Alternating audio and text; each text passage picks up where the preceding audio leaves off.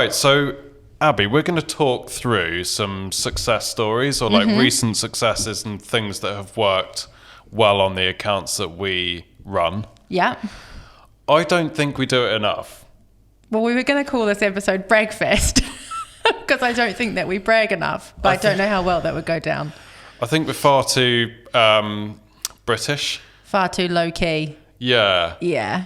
But this isn't if you're tuning in and you're joining us, I hope this doesn't come across as a brag. That's such a British intro to... Stop apologising. We're going to talk about some good things that we've done that have resulted in good results for our clients. Yeah, and also give you some inspiration on what you could do within your accounts. Yeah.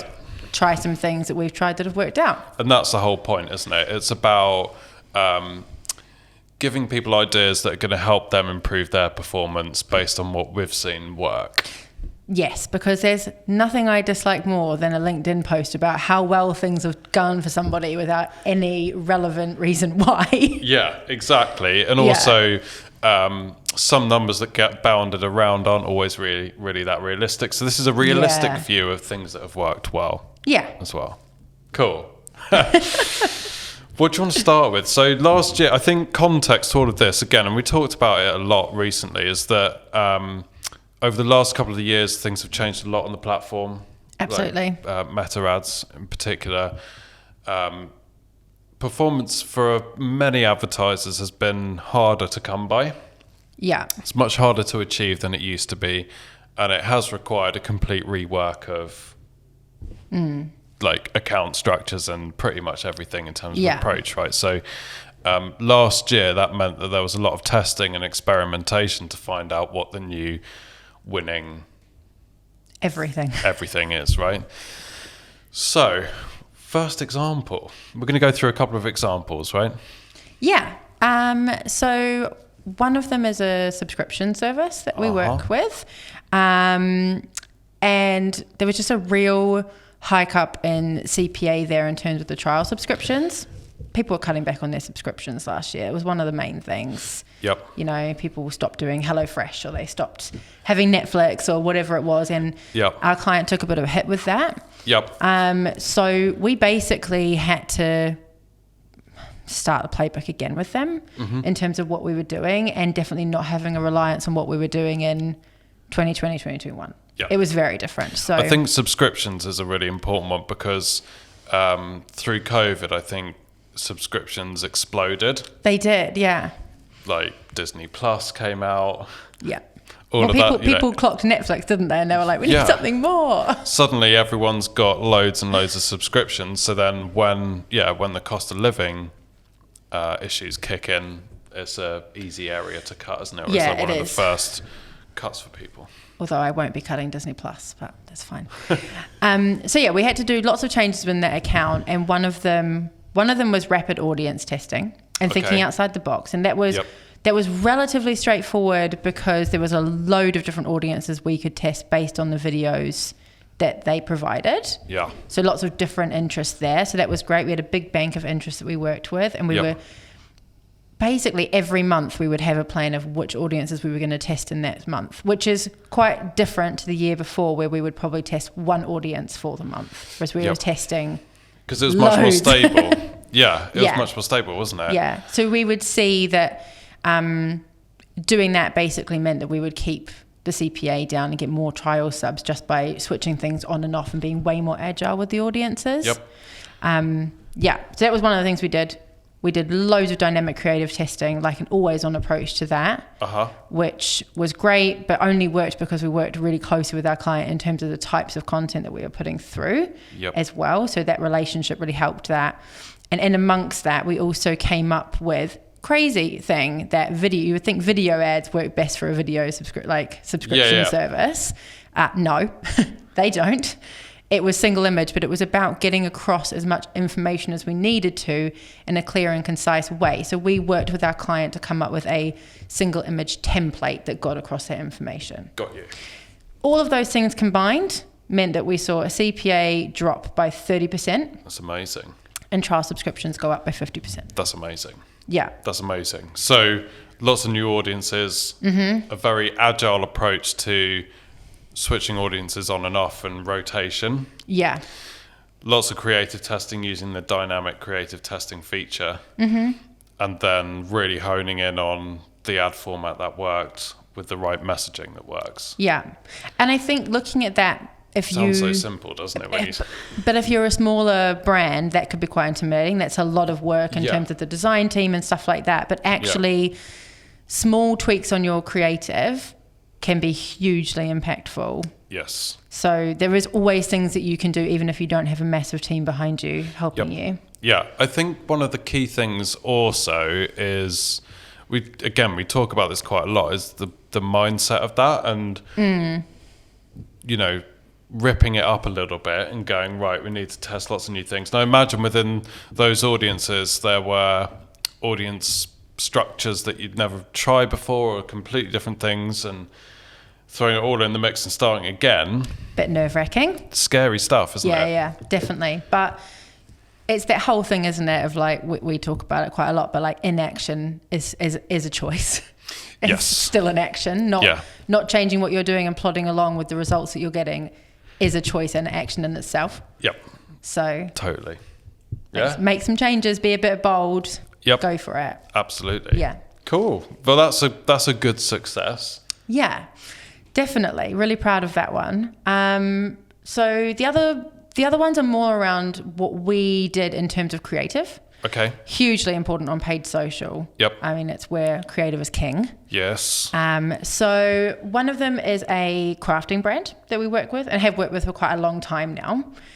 As you can imagine, 2020, unreal year for them in terms of numbers, where, everyone wants a hobby when they're stuck indoors. Everyone wants a hobby, and they have beautiful products, and all, like, it fit in with that time, basically. Yeah. That's a weird... Yeah, it is, but it's true though.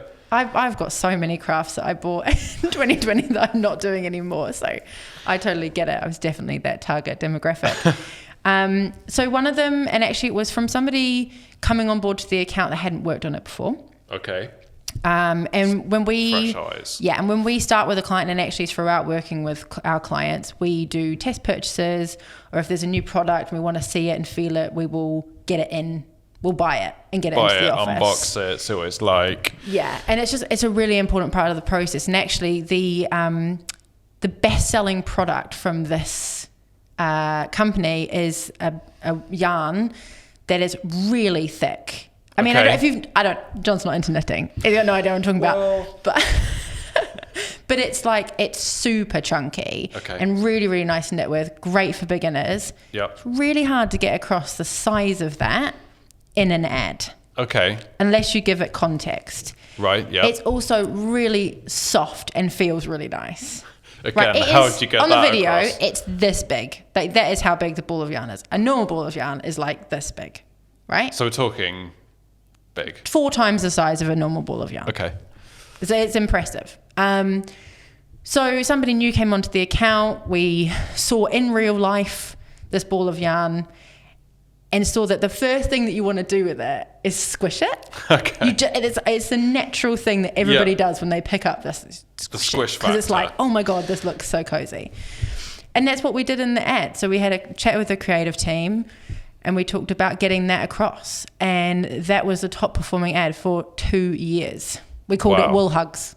How did you get that across? Because it's so difficult. It's a great example because so many products it might be the smell's amazing. And that's the USP. And it smells better than anything else, like a hand cream or a soap or something along those lines. Getting that across in an ad is really that's based difficult. on an image and text or video. Yeah. So how did you go about getting across the squish factor of this yarn?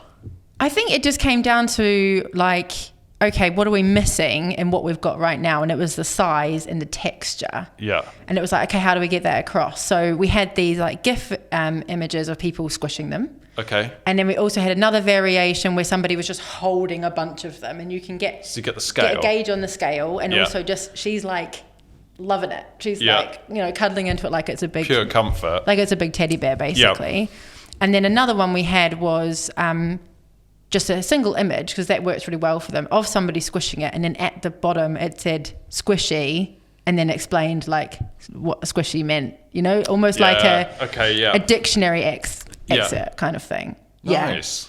And it was great. And that concept, something that so that ad, the Wool Hugs ad, isn't running anymore because we ran it for a really long time. Yep. But that concept has carried on throughout all of the creative that we use. And it's been a really strong aspect. And meant that the ROAS and top funnel was over 2, which is really impressive for new acquisition. Yeah, that's amazing. Yeah. That's really cool. That's really cool. That's such an interesting challenge. And do you think quite often when you mentioned a big turning point there was just a fresh set of eyes, which I think is so important sometimes.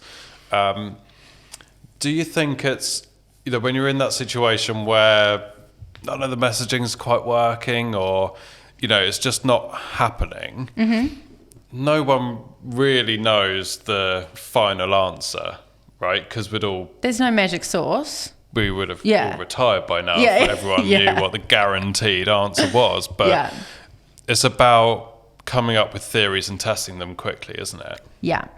I think... particularly with creative. Yeah. I think what we do, and now that we're in the new office and we have like a beanbag area, is that we'll go and have a beanbag brainstorming session, basically, and get people in on a BBB. For people who don't work on that account as well, just bring people in. We have done that. That's something we've done for a while, isn't it? Where if an account's struggling or we've got a new account and we need loads of fresh ideas, just getting the team around a table and going, right, here's the situation, throw a load of ideas in, come up with some theories. It's always worked really well, hasn't it? But I guess that's now accelerated because we got 2 beanbags.